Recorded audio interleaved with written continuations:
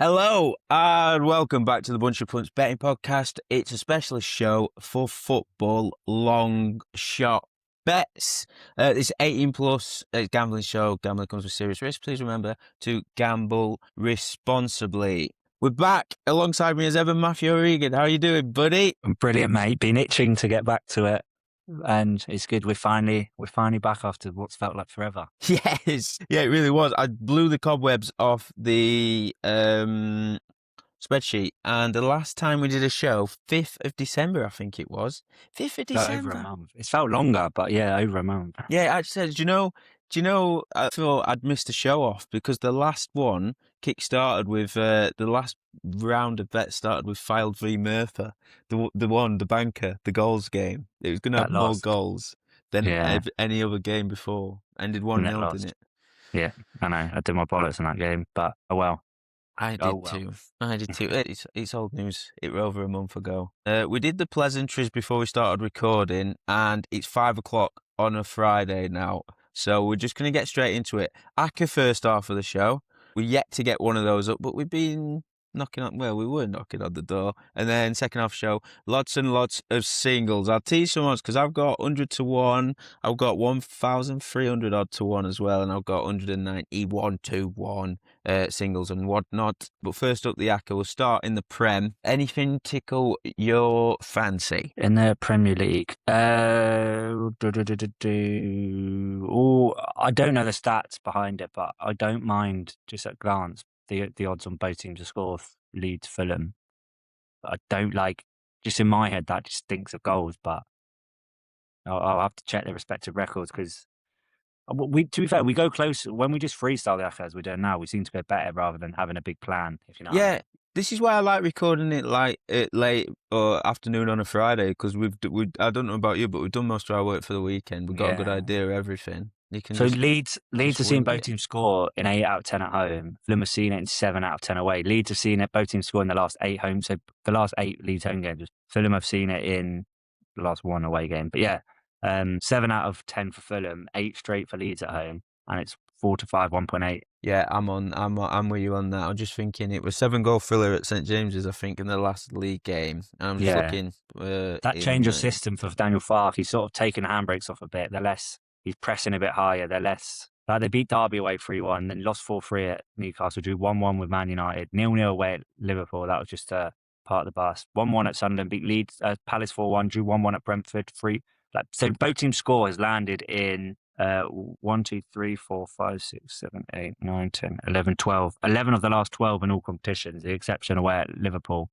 And then they broke that with a 3-0 loss at us where they were absolutely diabolical Leeds. But I think since then they've sort of changed the system.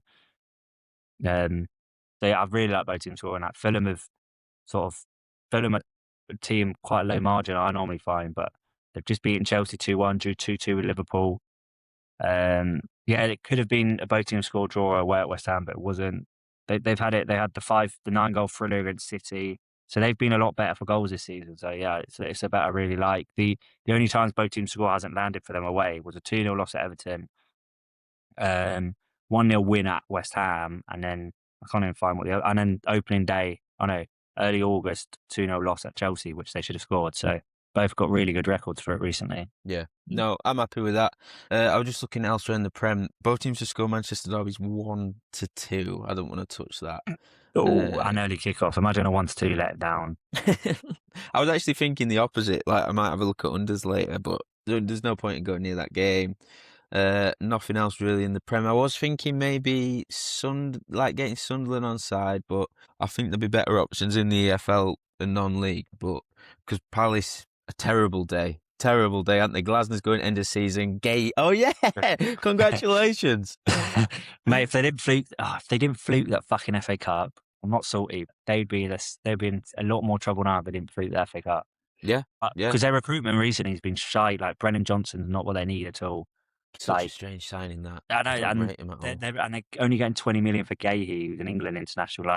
And Glasnow's going. Glasnow can't be asked for the rest of the season, so I don't know what's in store. I'm going to try oppose Palace when I can. Do you think this is the weekend? Because what are they like? 7 without a win, 8 without a win, or something? Yeah, but Sunderland are a funny team. I know they're getting a few back from AFCON, but like there's so much uncertainty with Sunderland with all the AFCON stuff. Like they're just Like, they haven't won since the Newcastle game at home. Yeah, fuck that off then. Into the champ. It's annoying because Coventry playing at 12:30. There's a game tonight. West Brom Middlesbrough will obviously leave. Coventry got Leicester in the early kickoff, which is very annoying because I would like to do something goals related in that, but I'm not doing early kickoff. It's I silly. got two highlights. Go on then. Goals in Southampton Yes. and both teams to score in Wrexham. What's the way to play the goals in Southampton? I've got notes here because I did it for odds checker. Southampton have conceded in 12 out of 14 under him and scored in 12 out of 14. And obviously Hull. Both teams' scores landed in 9 out of 12 away games for Hull. So it's both teams' score could be the angle in, but it's shortened a bit. Yeah. I don't mind. And then same with Wrexham. Wrexham have won 4 in the bounce, scoring 11 in the process. Their last 9, both teams' scores landed in 7, including 10 out of 13 at home. In the Clements, 12 games, both teams' scores landed in 9 out of 12. The game early in the season has no relevance, obviously, but that ended 3-2. So I think they're both games I really like for goals. Yeah, I'm with you there. I'm happy to chuck both of those in. With those three, all both teams to score, that's Leeds, Fulham, Southampton, Hull, and Wrexham, Norwich. We're about 3.8, well, exactly 3.84 to 1. I like the similarities. I think that Hull's trip to Southampton is a really interesting game. Annoyingly, when my column was published, Hull had shortened to the shortest they've been. They were longer, and they've since drifted, but it sort of relates to this both teams to score. I would get Hull on side in that game. I don't get why Southampton are so short, but I think goals is definitely the one. Southampton for so long this season was sort of underperforming their XG, and it started to click. But then I think they've fallen for it hook, line, and sinker. You know, when an interim manager does well, yeah, teams are like, oh, he's the one to save us, and then the minute he gets a job, he turns to shit. Yeah, I literally said this here in one of my previews. It feels like it always happens with Swansea. Last season, then they made that higher. It's like results are bad, manager gets sacked. Results pick up Could under argue the interim. Conor Hourihane as well, but no, because Hourihane were crap last season. Results were so shy. They didn't do well at all. And then it's something happened like behind the scenes, I think. And they were, I don't know to be honest, but Hourihane's one of the few managers where he did crap and got the job. But I'm all for it. Yeah, I get them in. So those 3 goals. Didn't know. Anything else in the champ? Probably not. No. The lads were hot on this week's ACCA. Were hot on Sheffield United at Charlton, but to be honest, I get it, but I just don't want to do that. Oh, if we're carrying on goals, shall we do both teams to score? Blackpool, trip to Barnsley. Yeah, I've got that and Leyton Orient, Reading written down. What's the crack with the Leyton Orient Reading one? So they're 18th in the league, winning just 1 of their last 9. They've scored 36, conceded 42 in 25, so their games are averaging 3.12. Both team scorers landed in 9 out of 13 home games. And obviously I've been to Brisbane Road this season to watch them. They beat Doncaster 4-0. It was the start of Doncaster's sort of plight, drop down. They were shocking, Doncaster, but they had a couple. Orient were very open. I don't think they've changed that sort of style. And then you got Reading, who've got 13 from 15, look to build a momentum. 11 games under Richardson, Reading have scored in 10. Both teams scored clearly in 6. They've seen both teams score in a league high 8 out of 11 away games. So they top the charts for away both teams score. I like it. Peterborough, Plymouth, both teams score. Any interest there? No. It's 4-6 to be fair. Right, we roll into League 2 before I do. Leyton Orient, Reading, Barnsley, Blackpool joining Wrexham v Norwich, Southampton, Hull, Leeds, Fulham. Just under 14 to 1 at the minute. Both teams to score, Aka. It feels like the way. League 2, Swindon, Salford? No. Why? I thought so at the time, but if you look into it, it doesn't look as appealing. Why not? I can't remember. I had it because as you could tell, my odds checker articles are both teams to score 1, and I had it noted down, and then something put me off it, and I can't exactly remember what it was, but there was a reason I didn't like it. I'm having a look for your article now. Have you got any others you like in League 2? Weirdly, I didn't. It's probably, looking at it on paper, you think this is the least appealing both teams score game ever. I don't want to put it forward for the ACCA, but because I think there's a couple better selections in non-league. But Crewe Barrow. Really? It's landed last 7 for Crewe at home and the last 6 for Barrow away. Barrow have had it 8 out of 12 away, Crewe 9 out of 13 at home. So it looks a touch big. It doesn't scream both teams score, and because I hate League 2 that much. One of the reasons I left out Salford Swindon was because of how much I hate League 2. Yeah. Both team scores only landed half of Swindon home game. And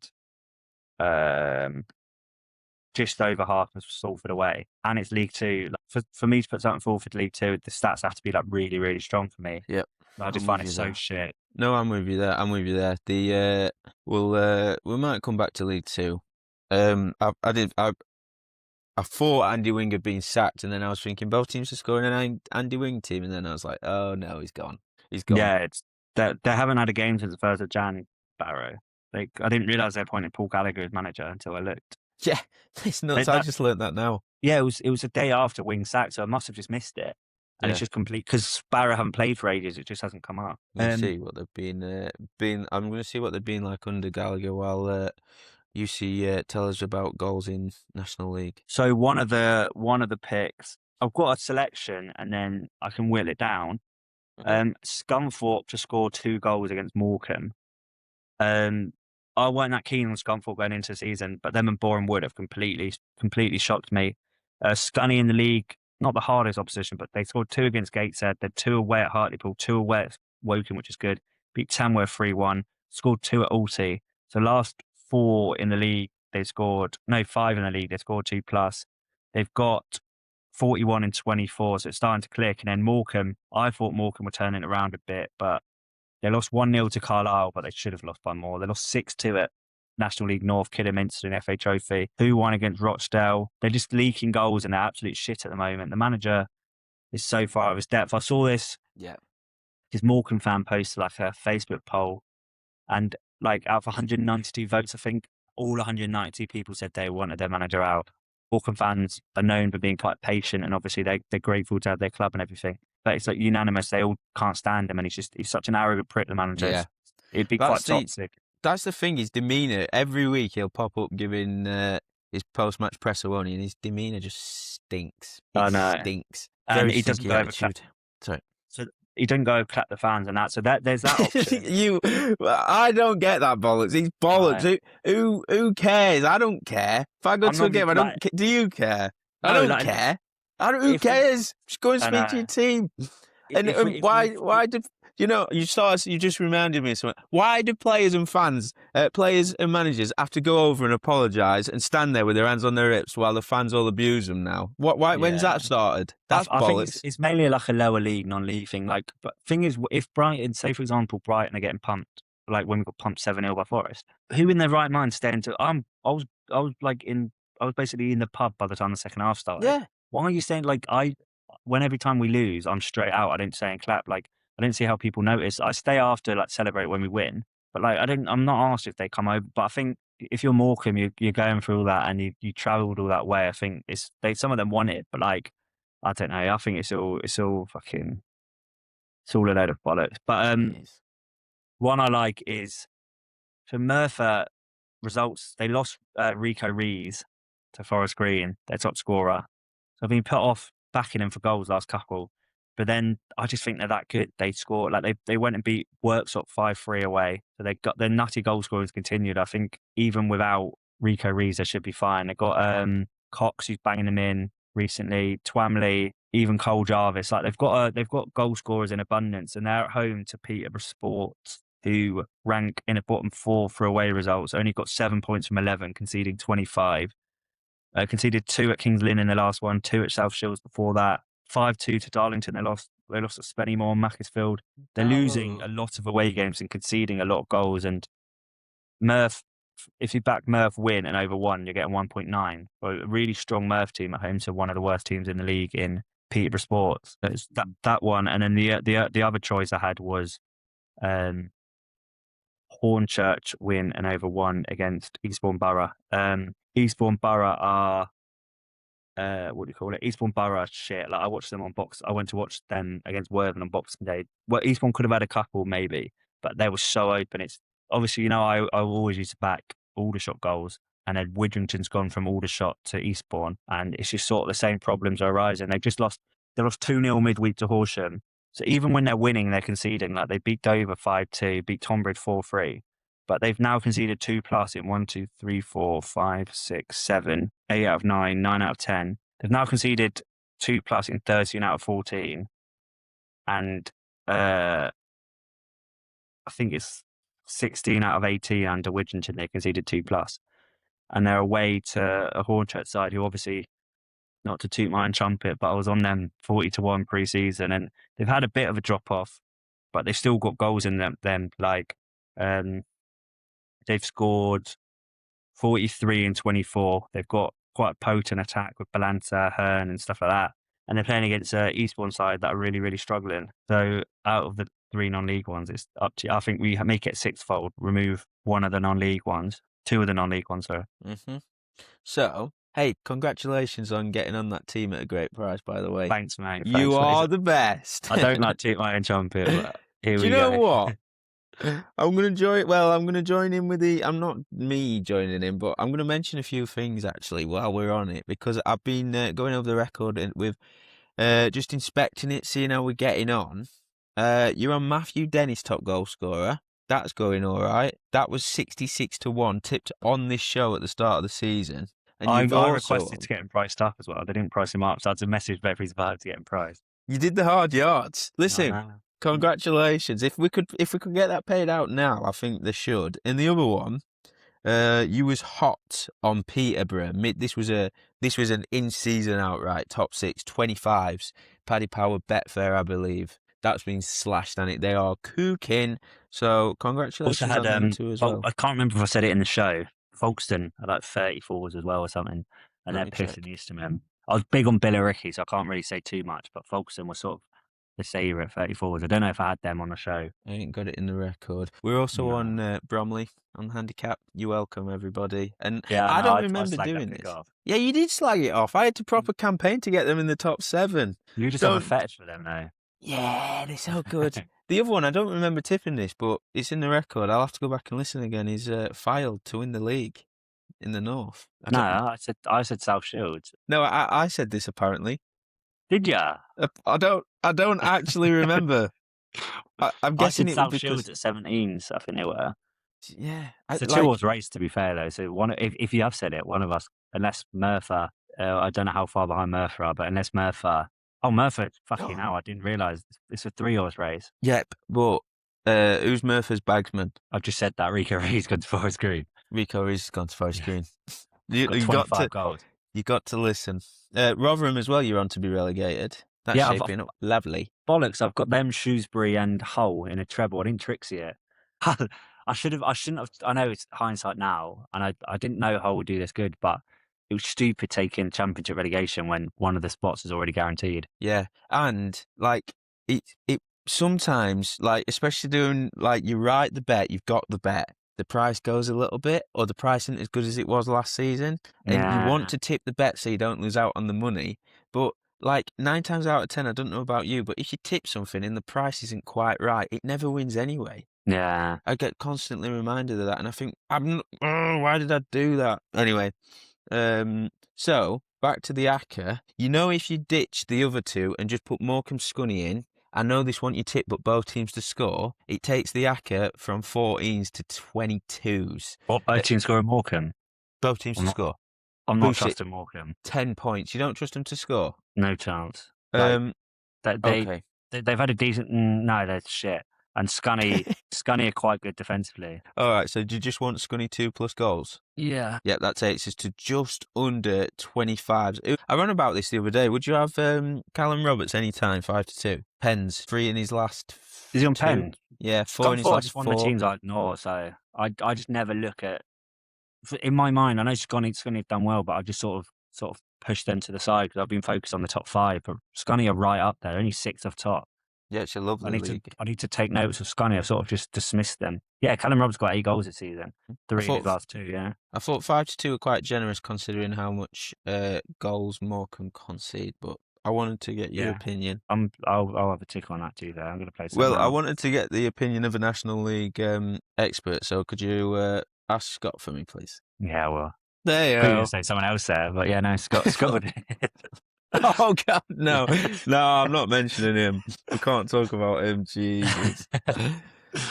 Right. I quite like Callum Roberts' price. Yeah, so those 6, that is both teams to score in the following: Leeds, Fulham, Southampton, Hull, Wrexham, Norwich, Barnsley, Blackpool, Leyton Orient, Reading, and over one Scunny goal for their trip to Morecambe pays out at 24.8121. So smidge under 25. So you're happy with that? Buzzing with that. Buzzing. Goals have been treating us very well, to be fair. I'm just looking at Callum Roberts' heat map. His one against Gateshead, he's so far forward. He's having a lot of shots as well. Mm-hmm. It's a very good bet, Jim. I can pick him sometimes. Yeah, 5-2. He's averaging like 4 shots a game. Over 1 shot on target per game. You can get him 11s about the brace. He's on pens. He's averaging 0.5 XG a game as well. Well, that might feature in a bit. Yeah, I was gonna put him in a goal scorer, Trixie, in other places, but I just felt bad doing it that far in advance. Where's that price? It'd be 365. It's like shorter than 2-1 now. What? Yeah, I've got it up now. Callum Roberts, he's not. Oh fuck! It's because I've got over one Scunny goal in my thing. All right, I can't pick him. No. Right, into the next section, singles. I'll by the way, I'll put the screenshot of the bet, at the end of the show. And we might try and tweet it something this week because they all kick off at 3. So, yippers. What is your kick us off with a single? What's your favourite? Who is your favourite first? Well, I spoke to you off air about it, the curse of Jack Taylor. I've got the same with Luke McCormick. It's sort of a spot.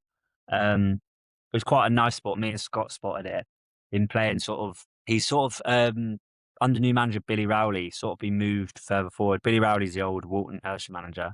Big fan of his work. And yeah, he's sort of, McCormack's moved into he was playing a bit more advanced midfield, but recently he's looking like, you don't know how accurate like some of these sites could be, but it looks like he's playing like as one of the most advanced players. He has scored 5 in 7 now playing advanced and scored in the last 2.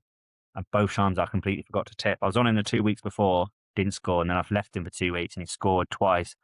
His XG has increased a lot since he's moved up, and he's still 5-1 sixes to score. So yeah, Brackley over. I'm having a point on him to score, and then half a point on the brace at 51. Yeah, we forgot to put your bets in the sheet before we did it. So what's his anytime goal scorer price again? 6. 6 point on that, and the brace is what? 51, half a point. Jesus He's already got a brace in recent weeks. Brackley really good defensively at home, but fuck it. You think he's too good for the level? Oh, he's unbelievable, McCormack. Yeah, he's such a good player. He's because he came through Chelsea Academy, and I think injuries sort of stalled him. And then he had a loan spell at Bristol Rovers in League One 4 years ago. Got 6 at 39 there. Scored 8 and got 7 assists in League One for Wimbledon. And he just sort of had a couple dodgy seasons at Bristol Rovers. Dropped down and sort of found his level again. He'll be in the EFL like sooner rather. Well, no, he just signed a new contract. I forgot, but I think that should just protect him his value. You'll get an EFL move. Great stuff. Oh, I'm buzzing for him. Yeah, 50-1 about a brace, and he got one recently. Brilliant. I'll do a few together. Trixie goal scorers. Coventry, Leicester, Barnsley, Blackpool, Swindon, Salford. I know Matthew weren't having it the last one, but those 3, according to the odds, are literally the most likely in the EFL 12 goals. They all make sense. Like Coventry, has got most goals in the league by a country mile. Leicester, like the joint third most goals conceded. Sims, I think he's going to play. He's been in decent form, but in and out the side, obviously, because Haji Wright and all that, but I think it's going to be Sims. 9.5. Brace, Fletcher.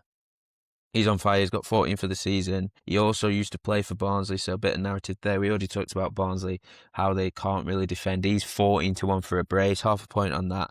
And then Drinan for Swindon. Just scores so many goals. He's so good. And he didn't actually start. He's not a striker, is he? But it's like a Sunday League sort of style. He didn't start off as a striker this season, did he? He's just scoring so many goals. He's one of them in my mind. I picture him as like being 6'4", like a big target man, but I don't think he is. Yeah, he's only 6 foot.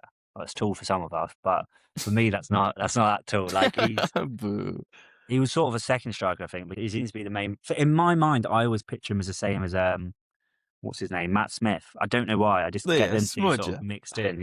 Yeah, no, he's a big price. I like factor in, and he's a good player. So I'm just having all them to score braces as singles, half a point on each. They're all with Betfair Paddy Power. I think Drinnan's 9-1 now. But I'm also doing the free as a Trixie anytime. Best price, Betfair and Paddy Power as well. 22.57 on the decimal. Point total stake. And then obviously I'm going to do the brace Trixie, 1,352. Half a point total on that. That's Sims, Fletcher and Drinnan. Genuinely, I'm worried about the early kickoff. Sims, Coventry, Leicester.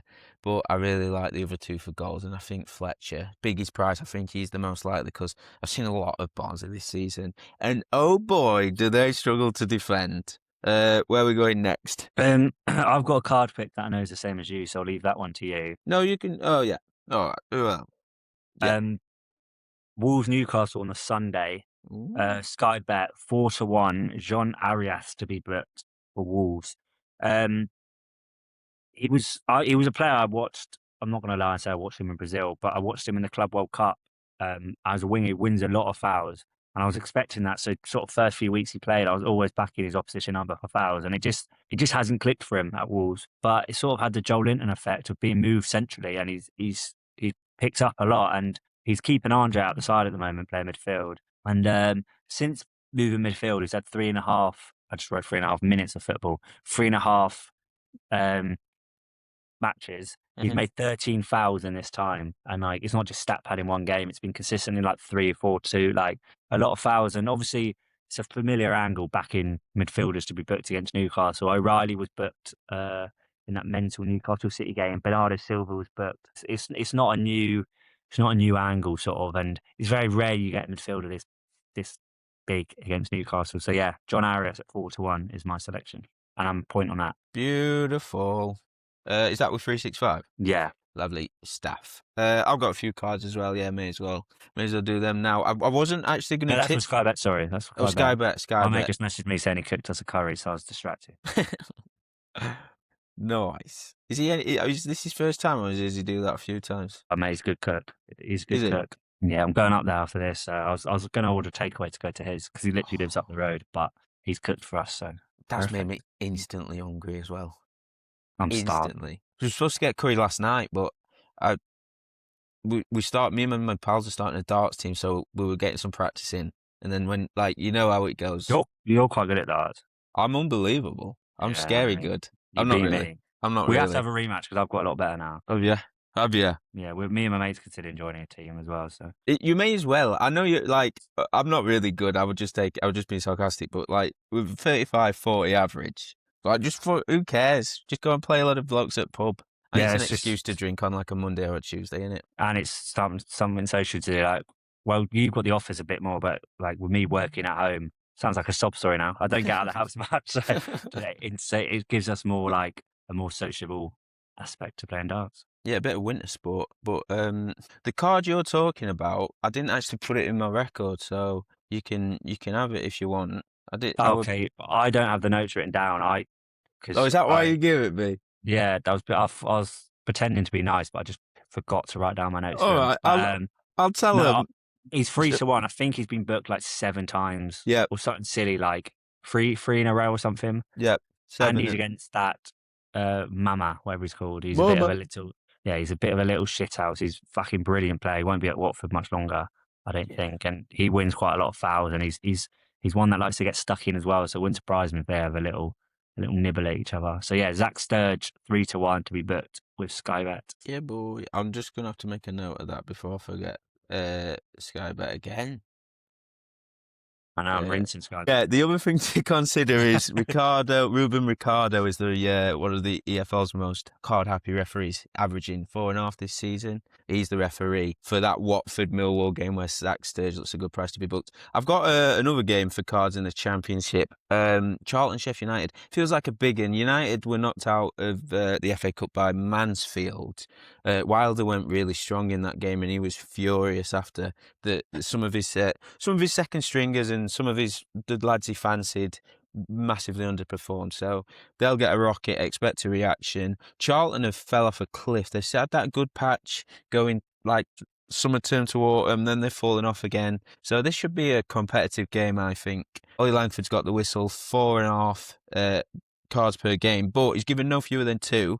and he's given a higher 10, so there should be cards. James Bree, he's getting tipped as a single, 6-1, 6 or 7 cards this season. Looks a big price. He never used to get cards, but this season under Jones, he's getting a lot. Hamer, he played in the FA Cup. I don't know if he's going to play. He's been in and out of the side. He was injured. Callum O'Hare started doing really well, and it used to be both of them in the team, but now it's one or the other. But he's 4-1 with Sky. She's massive. She's massive. He's got like 0.4 cards per 90 average in his championship career. I don't know what they're doing with that price. Probably trying to tempt me in, so it's well done, it's worked. But I'm going to tip him in as a single. The double is 28, 365, half point on that. And then you chuck Sariki in, that's another massive price. You can get 190-1 for the treble, quarter of a point on that. So that's Sariki, Bree, Hamer. Bree and Hamer as singles and as a double. But if you get the luxury and you remember, just check Team News at United's trip to Charlton, because there's some absolutely whopping prices. So it's worth just having a few arrows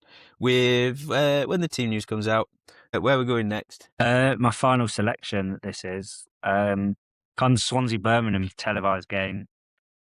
I've got 2 singles out and then make a 31-1 double. So Song Hoi Paik to be carded at 13-2 with Bet365. I was on him last game, forgot to fucking tip it. I sent it to a Birmingham fan I know, was asking if he's going to play and everything. And yeah, just forgot to tip it. Won at like 10-1 or something. He's got 3 yellows and 8, just over 1 foul per 90. Like if you look at his stats and his foul record, it's nothing special. The price is a bit too big based on his average, but it's also tempting because he's against Franco, who draws 2.06 fouls per 90, and Malik Yolkue, who's on loan from Brighton. He draws 2.36 fouls per 90. But in Sweden, it was averaging something mental like 5 fouls, 1 per 90. In Austria, it's like 3 and a bit. Swansea midfield that win a lot of fouls. So Paik is 13-2. Then Marko Stamenic as well is going to be playing in midfield. He's 10-3 with Bet365. He's had 8 yellows in 17 starts, making 2 fouls per 90. So he's averaging 0.5 yellows per 90 and he's 10-3. Again, looks too big. So 31-1 double, that is. Point on the singles, half a point on the double. Who's the second player? Who? What player have you written down? Got Pike down. Oh, okay, yeah, Marko Stamenic. I'm just going to put Marco on the record. Sorry if you're listening. We usually do this before. And the double, is that with 365, obviously? Yeah, 31-1. Pike and Marco. If you're looking at the record at the end, you'll see Marco in this game, and I'm guessing there's only one Marco in this game. You'll get the gist. Nice. I like that double a lot. Anything over 20 is about a card double like that. I don't know about you, but I've seen them. I've never actually spoke to him, but the Christian on Twitter just tearing it up with cards. It's inspired me so much to just look for cards at every opportunity. Refs are so inconsistent with it. I know. And that one in midweek, Ramsey get brought off. He had an 80-1 winner in midweek. Ramsey got brought off. I was on that one. I was buzzing. Did you have it? Mm-hmm. I had the same double. I just didn't have Ramsey. I was looking for someone to have in the treble. So yeah, he gave me all the inspiration to copy his bet. I've only got one bet left as well. League One, Sunday night late. Lyon play Brest. Brest, classic. Red card each team, 6-1. Sky Bet is the best price, and then the 100-1 is with Betfair and Paddy Power. And it's just Lyon, great for cards. League One's great for red cards. It's not this season, but last season they so much like streets ahead for the amounts of red cards, and I don't know what it is. Like it's got to be the referees, but I just don't know why it's so nuts for red cards. But Lyon have had 5 in the league, this season, but 43% of the games have seen at least one player sent off. Both teams to get red cards landed once. Brest aren't as good for red cards. They've only been involved in 4 red card games, but one of those came in the reverse, so I just think it's worth having both of them. And the referee is really good. He's called Romain Lissereau. Most cards per game, and he's given 16 reds in 49, so that's like a third of his League One appearances. Could be red cards. I've been doing it all season long, and it's pretty good. It's pretty good. Just the late game in League One, if the teams suit. Don't get bogged down in all that division. Just check a certain time game. I've been doing the Sunday late night, and if it suits, back it. If not, just ignore it. But League One looks like a really great division. In fact, while I'm talking about it, I'm just going to pull it up because this shocked me earlier. League One, I use Who Scored mainly for ref information. You're fluent in French here. I'm really liking the pronunciation.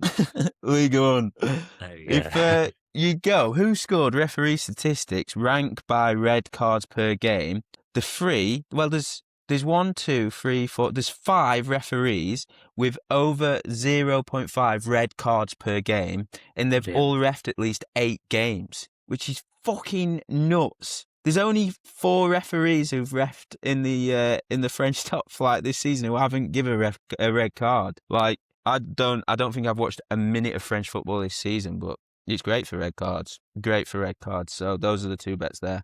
Right, that is just about everything, isn't it? Let me just get the ACCA back up. I'll recap that, and then I'll put all the singles at this point in the show on YouTube with all our bets there. So the ACCA, 24.81 to 1. Leeds, Fulham both teams to score. Same bet in Southampton, Hull, Wrexham, Norwich, Barnsley, Blackpool, Leyton Orient, Reading. And in League One, we're having Scunthorpe to score 2 or more goals in their trip to Morecambe, 24.81 to 1.